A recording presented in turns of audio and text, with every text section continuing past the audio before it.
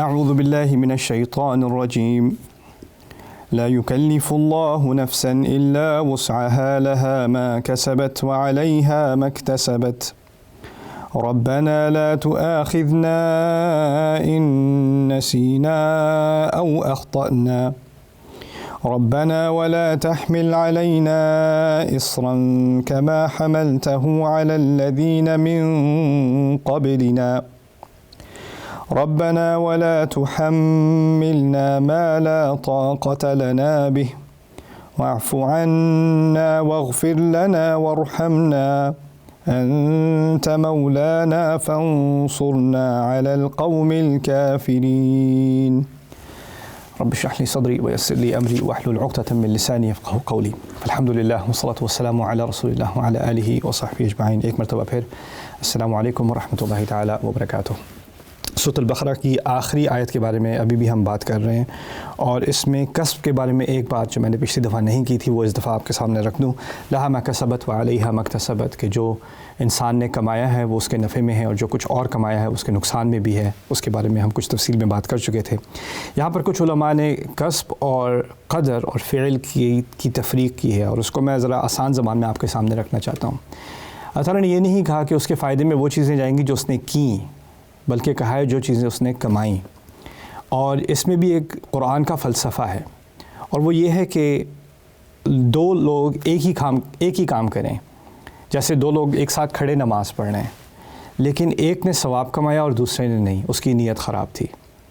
اور ہو سکتا ہے کہ دو لوگ ایک ہی کام کر رہے ہوں، اور ایک کے لیے بہت آسان ہے، ایک کے لیے صبح فجر پہ اٹھنا، مسجد تک پہنچنا، نماز میں کھڑے ہونا، سب اس کے لیے آسان ہے، اس کی عادت بن چکی ہے، یا اس کے لیے رات سے اٹھ جانا، نیند سے اٹھ جانا بہت آسان ہے۔ دوسرے کے لیے بہت مشکل ہے، اس کی وائرنگ ہی ایسی نہیں ہے، اور اس کے لیے بڑی مشکلوں سے وہ ادھر ہی اسی نماز میں آ کے پہنچا۔ اب دونوں نے نماز تو ایک ہی پڑھی، لیکن ایک نے بہت زیادہ کمایا دوسرے سے، جس نے مشکلات کو عبور کر کے اس کے اوپر حاوی آ کر اس کو اپنے آپ کو کانکر کر کے، اپنے آپ کو فتح کر کے اس نے نماز پڑھی۔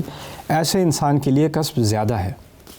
تو لہا ما کسبت وعلیہا ما اکتسبت میں یہ چیزیں بھی شامل ہیں کہ ہم یہ نہیں دیکھتے کہ اگر کوئی، جیسے میں پڑھاتا ہوں اور بھی پڑھاتا ہوں، کچھ میرے طالب علم ہیں جو بڑی آسانی سے سیکھ جاتے ہیں، کچھ اور ہیں جن کے لیے بڑی مشکل ہوتی ہے۔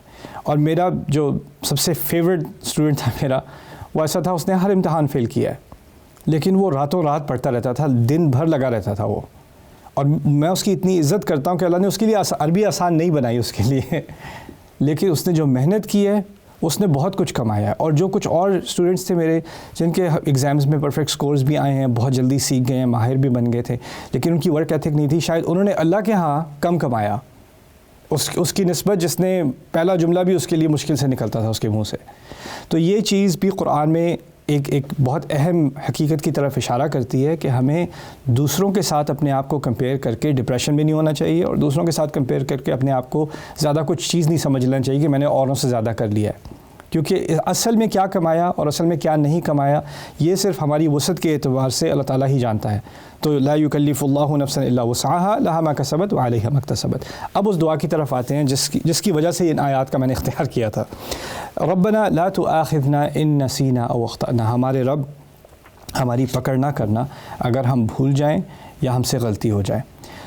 تو پہلا سوال تو پیدا ہوتا ہے کہ اگر کسی سے بھول ہو گئی ہے، اگر کوئی بھول گیا کوئی چیز، تو پھر اس کی جان بوجھ کے غلطی تو نہیں تھی، اور غلطی عام طور پہ جان بوجھ کے تھوڑی ہوتی ہے، تو پھر اس میں پکڑ کا سوال ہی کیوں؟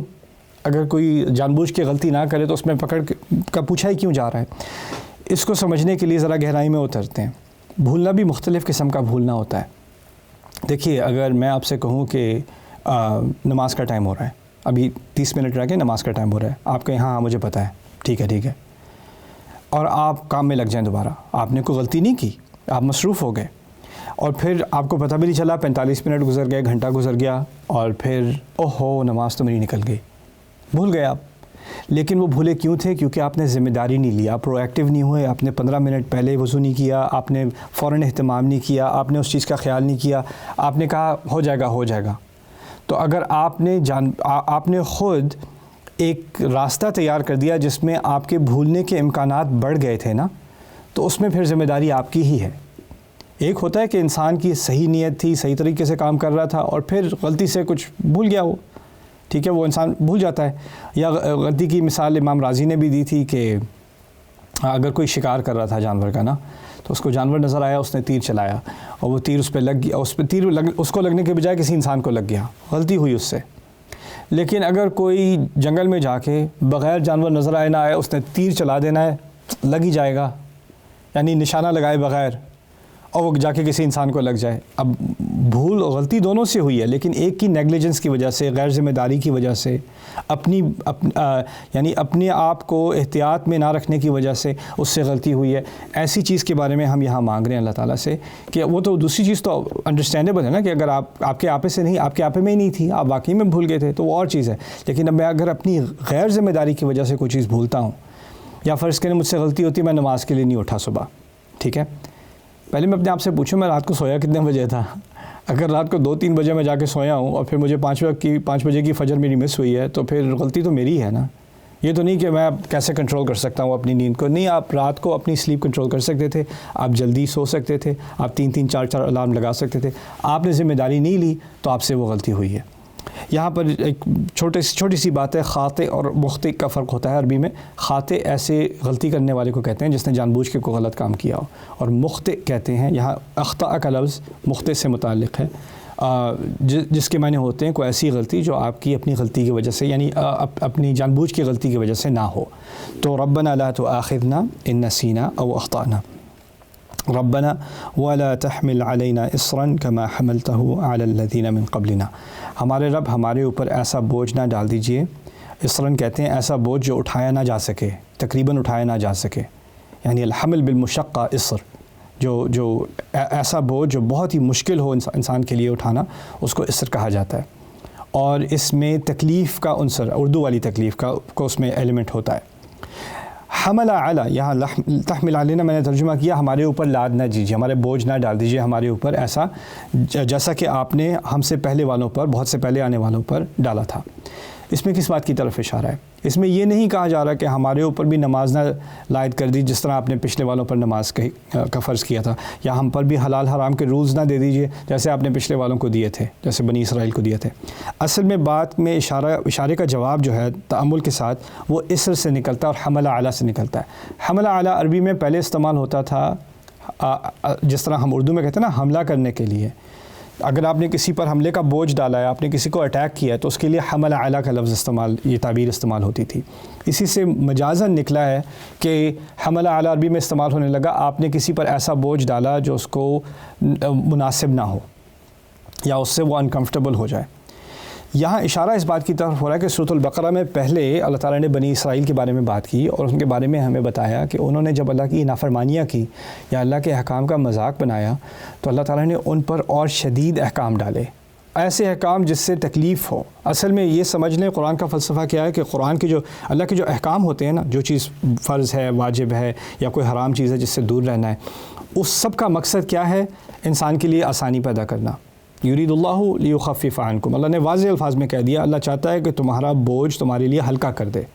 یہ اصل میں اللہ تعالیٰ کی جو مشیت ہے احکام کی. اسی طرح روزے کے احکام کے بارے میں کہا ہے یرید اللہ بکم الیسر ولا یرید بکم العسر، اللہ تمہارے لیے آسانی چاہتا ہے، تمہارے لیے مشکلیں نہیں چاہتا. لیکن بنی اسرائیل کی ایک خاص تاریخ ہے. ان لوگوں نے جب اللہ تعالیٰ کے احکام کا مذاق اڑایا، جیسے گائے کو ذبح کرنے کا حکم تھا اس کا مذاق اڑایا، تو وہ حکم مشکل سے مشکل ہوتا چلا گیا. اسی طرح انہوں نے اللہ تعالیٰ کی نافرمانی کی تو ان کو 40 سال جو ہے وہ صحرا میں گھومنا پھرنا پڑا، یتیہون فی الارض. یعنی انہوں نے جب بھی اللہ تعالیٰ کی نافرمانی کی اللہ تعالیٰ نے ان پر ریسٹرکشن اور ڈال دی، یہ ایک سزا تھی ان کے اوپر. اسی کی طرف اشارہ کیا گیا ہے اور جگہ پر، اور اللہ تعالیٰ نے کہا کہ قرآن کے آنے سے جو سزائی احکام ان کو دیے گئے تھے، جو پالیسیز ان پر ڈالی گئی تھیں جو ان کے لیے زندگی مشکل کر رہی تھیں، انہوں نے وہ کمائی تھیں اپنی غلطیوں کی وجہ سے، ان کو ہٹانا بھی قرآن کے مقاصد میں سے ایک مقصد ہے. اسی لیے کہا ہے وَيَضَعُ عَنْهُمْ إِصْرَهُمْ وَالْأَغْلَالَ الَّتِي كَانَتْ عَلَيْهِمْ، کہ ان پر سے وہ بوجھ اور وہ زنجیریں ہٹائیں جو ان پر لگی ہوئی تھیں. یعنی ان کی شریعت کو زنجیریں نہیں کہا جا رہا، کیونکہ میں نے آپ کو کہا تھا اللہ کی شریعت کا مقصد ہوتا ہے بوجھ کو ہلکا کرنا، وہ زنجیریں نہیں ہوتی، وہ بوجھ نہیں ہوتی. یہاں پر اشارہ ہو رہا ہے اس کی طرف کہ ان کو اپنی نافرمانی کی وجہ سے جو مشکل رولز دیے گئے تھے، پینلٹیز دی گئی تھیں، ان کو ہٹوایا گیا ہے۔ قرآن کو مان لیں گے تو وہ ساری چیزیں ہٹ جائیں گی۔ یہاں پر ہم نے اللہ تعالیٰ سے دعا مانگی ہے کہ جس طرح آپ نے ان پر پینلٹی ڈالی تھی، آپ نے ان کے احکام مشکل کر دیے تھے ان کی نافرمانی کی وجہ سے، ہمارے ساتھ ایسا نہ کر دینا، ہمارے ساتھ زیادہ مزید رحم کریں۔ یہاں تو ہم نے یہ درخواست کی، اور یہ جب یہ دعا نازل ہوئی ہے تب قرآن پورا نازل نہیں ہو چکا تھا، تو ابھی بہت سارا قرآن آنا بھی تھا، تو ہو سکتا ہے کہ ہم میں سے کچھ کی غلطیوں کی وجہ سے، منافقون کی غلطیوں کی وجہ سے، ضعفاء جو کمزور مسلمان ہیں ان کی غلطیوں کی وجہ سے ہو سکتا ہے مشکل آیات نازل ہو جائیں، جس طرح بنی اسرائیل پر مشکل آیات نازل ہوئی تھی۔ تو ہم نے وہیں پہ دعا مانگ لی، ربنا ولا تحمل علینا اصرا کما حملتہ علی الذین من قبلنا۔ پھر اس کے بعد، اور یہ اللہ تعالیٰ کی بڑی رحمت ہے کہ اللہ تعالیٰ نے اس دعا کو، ہم جب بھی یہ دعا مانگیں تو اس میں ہماری پرسنل زندگی کا بھی تعلق ہے کہ اللہ تعالیٰ ہمارے اوپر ایسی مشکلات نہ ڈال دے ہماری اپنی غلطیوں کی وجہ سے، جیسے پچھلے والوں نے غلطیاں کی تھیں تو ان کے لیے زندگی میں مشکلیں آ گئی تھیں۔ تو ہم اللہ تعالیٰ سے یہ دعا کر رہے ہیں، پہلے تو ہم نے معافی مانگ لی، پھر اس کے بعد ہم نے کہہ دیا کہ ہم سے غلطی ہو جاتی ہے، اگر غلطی ہو جائے تو ہمیں معاف کر دیجئے، کیونکہ اگر معاف نہ کیا گیا تو ہو سکتا ہے زندگی میں اور مشکلات آ جائیں گی، تو پھر اس کے بعد کہا ہے وَرَبَّنَا وَلَا تُحَمِّلْنَا مَا لَا طَاقَةَ لَنَا بِهِ، ہمارے رب ہم پر ایسا بوجھ نہ ڈالیے گا جس کی ہمیں طاقت ہی نہ اٹھانے کی۔ اور اس میں ایک اور بات کی طرف اشارہ ہو رہا ہے، یہاں پر یہ کہا جا رہا ہے کہ ہم پر ایسا بوجھ، ایسی ذمہ داریاں، ایسی شریعت، ایسے احکام جو ہم اکٹھے نہ اٹھا سکیں۔ دیکھیے شروع میں بات جو ہو رہی تھی وہ نفس کی ہو رہی تھی، لا یکلف اللہ نفسا الا وسعها، اللہ تعالیٰ ایک انسان پر، ایک نفس پر ایسا بوجھ نہیں ڈالتا جو اس کو نہ اٹھا سکتا ہو۔ پہلے میں اس آخری بات کو سمجھنے کے لیے آپ ایک مثال سمجھ لیں۔ فرض کریں کہ ہمیں کوئی ٹیم ہے جو سپورٹس میں ہے، ٹھیک ہے، اس کے 11 ممبرز ہیں ٹیم کے، اور اس میں بہت سارے کھلاڑی اپنا رول پوری طرح ادا کرتے ہیں، اور اس میں 1 2 3 ہیں جنہوں نے کرکٹ کی مثال دیتا ہوں، کیچ گرانے ہیں، یا ٹھیک سے فیلڈنگ نہیں کرنی، یا دھیان نہیں دینا، یا پرفارمنس ٹھیک سے نہیں کرنی، ٹھیک ہے، جو بھی ہے، 2 3 کی وجہ سے ساری ٹیم ہار جاتی ہے، ٹھیک ہے نا۔ تو ہوتا کیا ہے کہ آپ نے اپنی ذمہ داری پوری کی ایز اے ٹیم ممبر، آپ نے اپنا کام کیا، لیکن اوروں نے کیونکہ اپنا رسپانسبلٹی اس کو نہیں وہ نبھا سکے، اس کی وجہ سے سب کا نقصان ہو جاتا ہے۔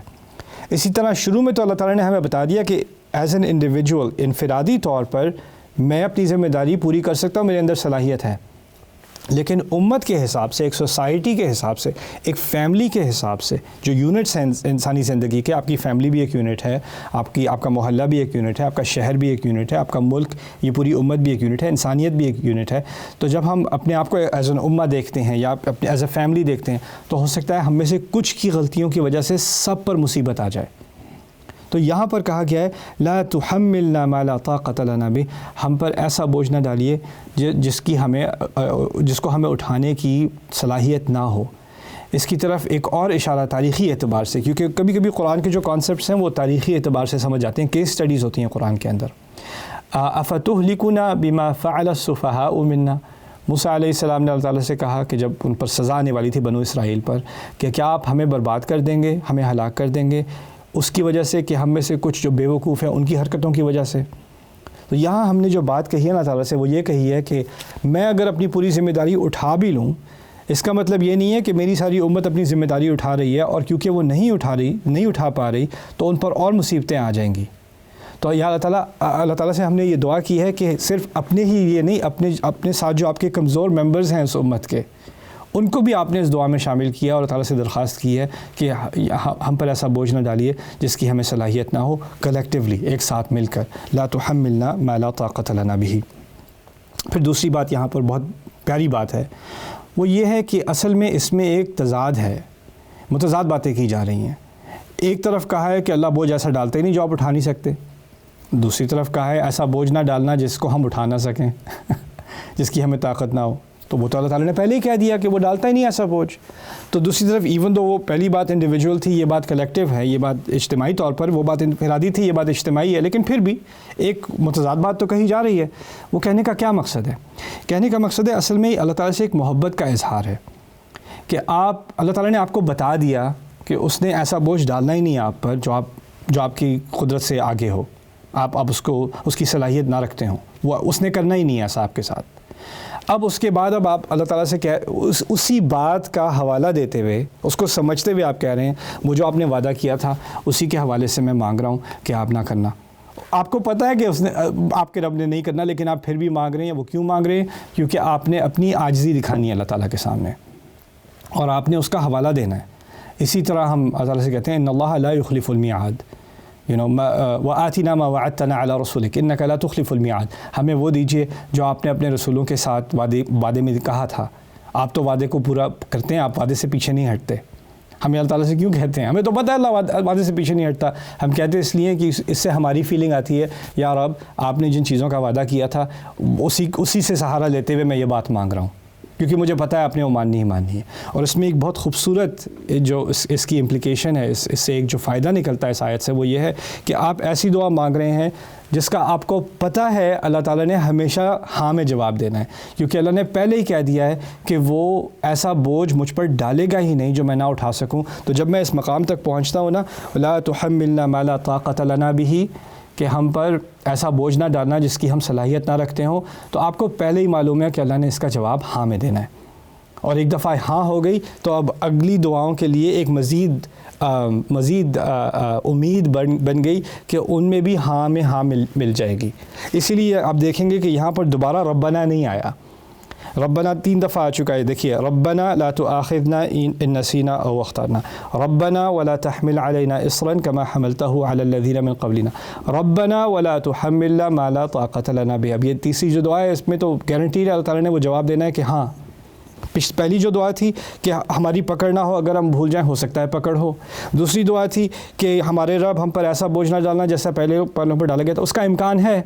لیکن تیسری ہم پر ایسا بوجھ نہ ڈالنا جو ہم نہ اٹھا سکتے ہوں، وہ تو اللہ نے کرنا ہی نہیں ہے، یعنی اس کا گارنٹی جواب ہاں ہے. تو جب گارنٹی جواب ہاں ہے تو اس کے ساتھ ہی اور چیزوں کو بھی ہاں میں ملا دیا، الگ کرنے کے بجائے، ربنا سے الگ کرنے کے بجائے. واعف عنا واغفر لنا وارحمنا، ہمیں معاف کر دیجئے، ہمیں محبت کے ساتھ معاف کر دیا. عفو میں کہتے ہیں اس میں معاف کرنا ہوتا ہے محبت کے ساتھ، کیونکہ آپ کبھی کبھی کسی کو معاف کر دیتے ہیں، جیسے معاف کیا، اچھا چلو اچھا ٹھیک ہے کوئی بات نہیں، لیکن آپ کے دل میں کچھ رہ گیا اس کے خلاف نا.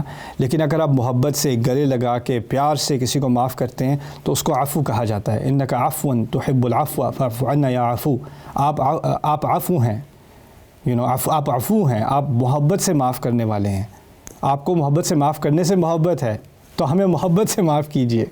یہ ہم دعا کرتے ہیں، مسنون دعا ہے رسول صلی اللہ علیہ وسلم کی. تو یہاں پر واعف عنا، ہمیں محبت سے معاف کر دیجئے. واغفر لنا، اور پھر ہمارے گناہوں کو ڈھکا دیجئے. مغفر کے پہلے آپ کو میں نے بتائے تھے کہ مغفر کا تعلق ہیلمٹ سے ہوتا ہے، جو چیز کور کرتی ہے نا آپ کو، اس کو مغفر کہتے ہیں. تو غفرہ کے معنی ہوتے ہیں کسی چیز کو ڈھانپ دینا. تو ہم صرف معافی نہیں مانگ رہے، ہم یہ بھی مانگ رہے ہیں کہ اللہ تعالیٰ ہمارے گناہوں کو ڈھانپ دے، لوگوں کے سامنے نہ لا، ہمیں امبیرس نہ کر، اور قیامت کے دن بھی ان کو کور کر دیں. واعف عنا. پھر کہا ہے واغفر لنا وارحمنا، اور اس کے بعد آخر میں ورحمنا. رحمت کے معنی 2 ہوتے ہیں. رحمت کے معنی عربی میں اس کا تعلق پہلے تو محبت سے ہے، اور دوسرا اس کا تعلق کسی کا خیال رکھنے سے ہر طریقے سے. یعنی رحمت میں 2 عنصر ہیں. جیسے اسی لیے اس کا تعلق رحم سے ہے، بچے کی ماں کے پیٹ سے ہے، اس کو رحم کہا جاتا ہے. کیوں؟ کیونکہ اس میں ماں کی محبت ہے، اپنے بچے سے ملی بھی نہیں ہے لیکن اس کے لیے بے تحاشا محبت ہے، اور اس کا ہر طریقے سے خیال کیا جا رہا ہے، ہر طرف سے اس کی غذا کا اہتمام ہو رہا ہے، اس کی حفاظت ہو رہی ہے اور ہمیشہ ہو رہی ہے. اور وہ ایک ون وے ریلیشن شپ ہے، یعنی بچہ ماں کے لیے کچھ کر نہیں رہا لیکن ماں اس کو پھر بھی محبت دیتی جا رہی ہے اور اس کو غذا دیتی جا رہی ہے. تو اس کی طرف سے اس مثال کے لیے کو استعمال کیا گیا ہے ہمیں سمجھنے کے لیے کہ جب اللہ ہم پر رحمت کرتا ہے تو ہر طریقے سے ہمارا خیال کرتا ہے، اور ہم اس کے لیے کچھ کریں نہ کریں لیکن اس نے ہمارے ساتھ محبت کرنی ہے اور اس نے ہمارے اوپر رحمت کرنی ہے. اور ہم اسی کا حوالہ دیتے ہوئے اللہ تعالیٰ سے کہہ رہے ہیں واعف عنا واغفر لنا وارحمنا. اور یہ کیا ہے؟ اصل میں رحمت تو اللہ تعالیٰ ہر ایک کے لیے کرتا ہے نا، لیکن جس کو اللہ نے معاف کر دیا ہو اور جس کے گناہ اللہ تعالیٰ نے کور کر دیے ہوں، اس کے بعد جو اللہ تعالیٰ اس کے ساتھ رحم کرے گا اور اس کے ساتھ جو محبت کرے گا، اس کا جو خیال کرے گا، وہ ایک خاص قسم کا خیال ہے. اسی لیے یہاں وارحمنا کے الفاظ استعمال ہوئے. پھر اس کے بعد ہم نے اللہ تعالیٰ سے کہا وانصرنا علی القوم الکافرین، اور ہمیں کافر قوم کے خلاف ہماری مدد کیجیے. اس سے بھی ہمیں سمجھ آ گیا کہ ہم میں انڈیویجولی تو ٹھیک ہے، میں جو کر سکتا ہوں کروں، لیکن جو ہماری دشمن بڑے دشمن ہیں ان کے لیے ہو سکتا ہے میں تو اپنا کام پورا کروں لیکن میرے ساتھ جو میرے ساتھی ہیں وہ کمزور ہوں، تو اللہ تعالیٰ ہم پر ایسا بوجھ نہ ڈالے کہ ہم ان کا سامنا نہ کر سکیں، ہمیں ایز اے سوسائٹی بھی مکمل اور طاقتور بنا دے۔ اسی لیے اللہ تعالیٰ نے ہمارے دین میں مجھے صرف اپنی فکر کا نہیں سکھایا، مجھے سکھایا کہ ہم چاہتے ہیں کہ ہم سارے ڈیولپ ہو جائیں، ہم سارے قوی بن جائیں، ہم سارے طاقتور بن جائیں، ہم سارے ایمان والے بن جائیں۔ تو مجھے باقیوں کی بھی فکر ہے، مجھے باقی دوسروں کی ناکامی دیکھ کر، ان کا نقصان دیکھ کر مجھے کوئی خوشی نہیں ہوتی، مجھے اپنا نقصان ہوتا ہے، کیونکہ ہم ساتھ اکٹھے ہیں، ہمیں اس مشکلات کا سامنا اکٹھے کرنا ہے۔ اللہ تعالیٰ ہمیں ایک پرسنل انفرادی ذمہ داری سمجھنے کی توفیق دے، اور ایک جو اجتماعی ذمہ داری ہے اور ایک فکر ہے باقی امت کی، باقی قوم کی، اس کی بھی ہمیں فکر دے۔ بارک اللہ لی ولکم فی القرآن الحکیم ونفعنی وإیاکم بالآیات والذکر الحکیم۔